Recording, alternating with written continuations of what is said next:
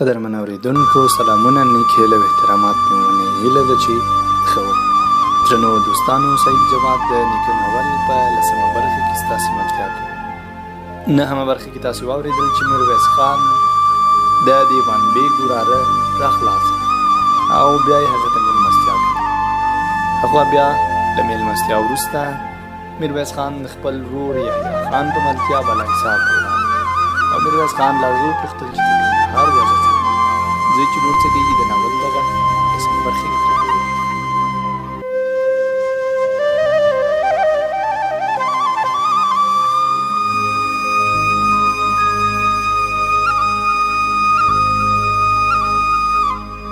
یحیی خان سوړ اسپیلی واویست.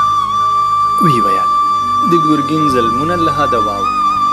میاشت مخکې د ګرګین یو عسکر کومې ښځې ته لاس ور اچولی. کلیوالو وواژه. ګرګین سلامت کلی تر تیر کړ. میرویس خان وویل وسلې مو څنګه کړي؟ تر اوسه مو ایله 1.5 ټوپکې پیدا کړي. د جنګي کلا د ټیپو واک له ګرګین سره دی. یو ټوپک هم نشي ترې رایستی. خو له مغولو تزاري روسیې څخه په ډېره سخته خال وسلې راوړي. غلی شو. ویې ویل لالا نور نو د ګرګین ظلم له حده تېر شو.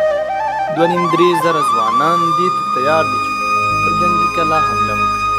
میرویس خان وویل بیړه مه کوئ، تر اوسه لا وخت شته.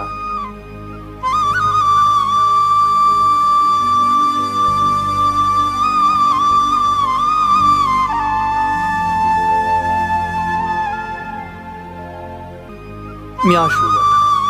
یو ځل اعتمادالدوله بالاحصار ته ورغی. له میرویس خان سره یې ولیدل. ټولې خبرې د ښکار په اړه وې. د میرویس خان لخوا د ورکړل شوي باز په صفت نومېده. دیوان بیګ هم میرویس خان ته 2 ځله خوندور خواړه ورولېږل. د له میرویس خان څخه بښنه غوښتې وه چې د ډېرو مصروفیتونو له لاسه یې لیدو ته نشي ورتللی. میرویس خان لوی مفتي ته قیمتي تسبیح هم ورولېږل، خو هغه درک نه و. له خپل بلوڅ ملګري څخه میرویس خان وغوښتل چې اعتمادالدوله دیوان بیګ لوی مفتي او ځینې نور درباریانو ته وریښمینې چپنې، هندوستاني قیمتي ټوټې او نورې ګران بیه ډالۍ ورولېږي. وخت ووت. هوا سړه شوه. له لومړۍ واورې سره یې کوټې ته بخارۍ راوړه. میرویس خان به ډېر وخت کړکۍ ته ولاړ. د کورونو له دودکشو څخه به تور لوګي پورته کېدل. شاوخوا غرونه تک سپین ول. یو سهار حسن قلي ورته وویل چې په دې ورځو کې د سپه سالار په کور کې لویه جلسه جوړېږي او د دربار ټول مقامات د صفوي حکومت د حدودو په ستونزو خبرې کوي. میرویس خان ته دا جلسه مهمه ښکاره شوه. دیوان بیګ ته یې احوال ورولېږه چې د همدې جلسې ته ور وبولي، خو د دیوان بیګ ځواب منفي و. ویل یې چې په دې جلسه کې د میرویس خان ګډون بې ګټې دی. میرویس خان اعتمادالدوله ته لیک ولېږه. ویې لیکل چې د کندهار او شاوخوا سیمو ستونزې تر نورو ښې رامعلومې دي. د مشورې لپاره به تر ما بل وړ څوک پیدا نه کړي. یوه ورځ یوه ګاډۍ راغله او میرویس خان یې د سپه سالار کور ته بوتلو. کور ښکلی و. د مرمرو ستنې یې درلودې. له دیوالونو یې سلامت ګچینې هوسۍ راوتلې. میرویس خان دوهم منزل ته ووت. لویه کوټه له درباریانو ډکه. هغه ټولو ته لاس ورکړ او د اعتمادالدوله تر څنګ کېناست. د ناستو کسانو څېرې یې تر سترګو تېرې نه وې. یوازې 3-4 کسان یې د دیوان بیګ په مېلمستیا کې لیدلي وو. اعتمادالدوله ودرېد. میرویس خان یې ناستو کسانو ته معرفي کړ. وروسته یې د راغلو کسانو نومونه واخیست. میرویس خان پوه شو چې ناست کسان د صفوي حکومت مهم ستنې دي. له معرفي وروسته سپه سالار ودرېد. ټولو ته یې ښه راغلاست ووایه. ویې ویل چې میرویس خان یې تر دې دمه نه و لیدلی. صفوي حکومت ته یې د هغه د لوړو خدمتونو په اړه ډېر څه اورېدلي. دروازه خلاصه شوه. دیوان بیګ د ناوخته راتګ له امله بښنه وغوښته. کېناست. کله چې په میرویس خان سترګې ولګېدې ټنډه یې تروا شوه. د غونډې په پایل کې سپه سالار اوږدې خبرې وکړې. د صفوي حکومت د حدودو ځینې برخې یې یادې کړې. ویې ویل چې خلک یې هغې شوي دي. کله چې د ایران په شمال کې د لزګي سنیانو یاغیتوب یاد کړ، وزیر اعظم فتح علي خان داغستاني په خبرو کې ور ولوېد. په غوسه یې وویل چې خبره دومره مه لویه وه هېڅ هم نشته یوازې څو کسانو د مالیې له ورکړې انکار کړی او دا دومره لویه خبره نه ده چې د لزګیانو په ټول قوم پسې د یاغیتوب ټکي وکړي خو سپه سالار په خبرو کې ورولوېد اوس یې وویل چې صفوي حکومت ته یوازې سنیان ستونزې جوړوي ویې ویل چې په ابو نو کرمان کې هم بلوڅو بغاوت د سپه سالار دې خبرې یو بل رنګه تور سړي ته خوند ورکړ پاڅېد ویې ویل چې دا خبرې په مذهب پورې مه تړئ په مرکزي ایران کې هم پاڅونونه شوي دي خو اوسېدونکي شیعهګان دي یو بل سړی ودرېد په غوسه یې وویل چې شیعه به ولې د خپل شیعه حکومت پر ضد قیام کوي ټول فساد په سنیانو کې دی په کوټه کې شور ماشور شو ټولو سنیانو ته د ملامتۍ ګوته نیول یوازې وزیر اعظم فتح علي خان داغستاني او له رنګه تور سړي د سنیانو ملاتړ کوي میرویس خان وپوهېد چې په دې 125 کسانو کې یوازې همدا 2 کسه سنیان دي وروسته خبره لا پسې جنجالي شوه پر یو بل یې تورونه ولګول هر یو بل ملامتوه چې صفوي حکومت ته صادق نه دي خبره تر دې هم واوړه غلاوې یادې شوې د مالیې د پټېدو او د کاروانونو د وهلو خبرې منځته راغلې جلسه بې نظمه شوه د خبرو وار نه کوي میرویس خان غلی و دا وپوهېد چې د صفوي حکومت په دننه کې څومره ژور اختلافات موجود دي سپه سالار څو ځله د نظم د راوستلو هڅه وکړه بریالی نه شو وزیر اعظم خپله چپنه ورټوله کړه ودرېد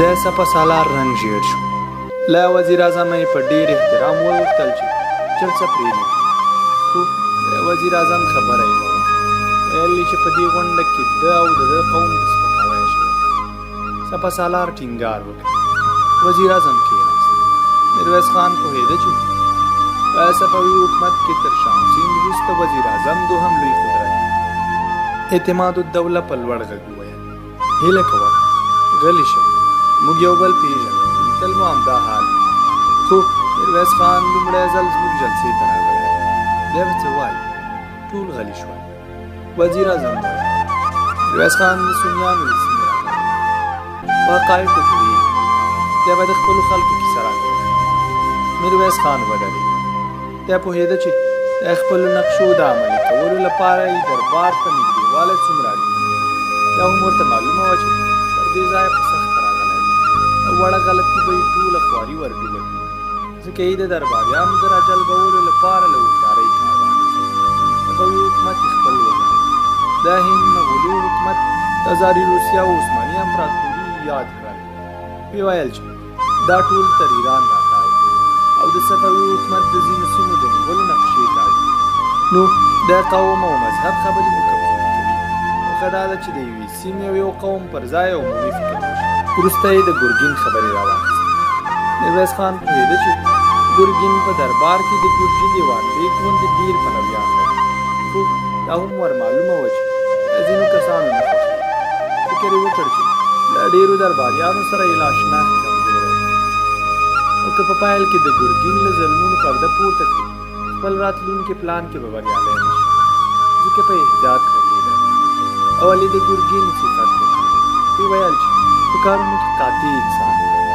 ښه مدیریت لري او خبره پوهېږي وروسته یې خبرې بلې خوا ته یوړې په ګورګین ونه لګېد دغه له کلانتر او ښاروال او ځینو نورو قومندانانو یې ښه خوله ونه وهله ویې ویل چې د ځایي اوسېدونکو دود او کلتور نه دی بدل په ژبه نه ورسره پوهېږي د خلکو مذهب او ناموس ته په سپکوي همدا علت ده چې ځینې سیمې یاغې شوي او د مالیې له ورکړې انکار کوي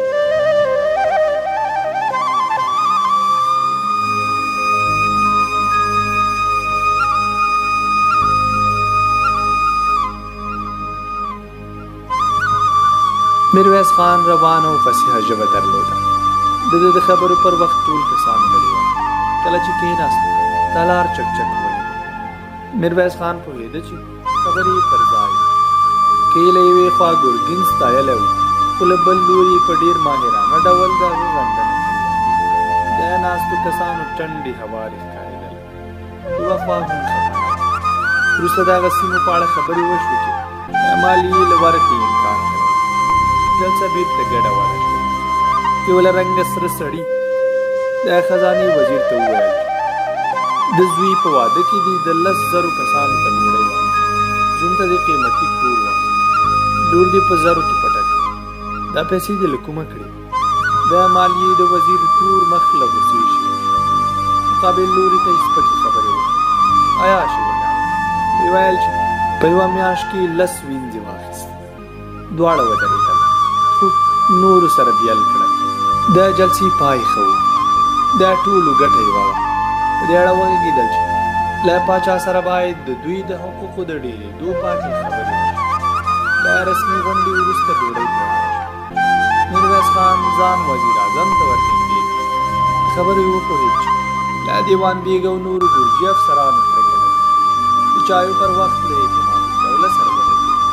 میرویس خان ته معلومه شوه چې له وزیر اعظم او سپه سالار سره ډېر جوړ دی، خو له دیوان بیګ څخه یې ښه خوله نه وهله. میرویس خان پوهېده چې دیوان بیګ هم په دربار کې لوی قدرت لري. میرویس خان ته په دربار کې د دوو متضادو ډلو موجودیت مهم او په اسانۍ مخکې پکې ولاړ شو. ده له اعتمادالدوله څخه وغوښتل چې له پاچا سره د لیدو زمینه ورته برابره کړي.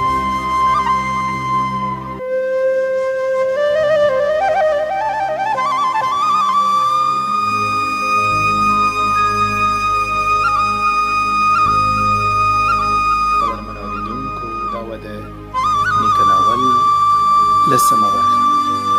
تر بلې 11مې برخې ساینس جواد او احسان الله ځلاند ته اجازه ورکړئ. رب مو مل وختونه ولرئ.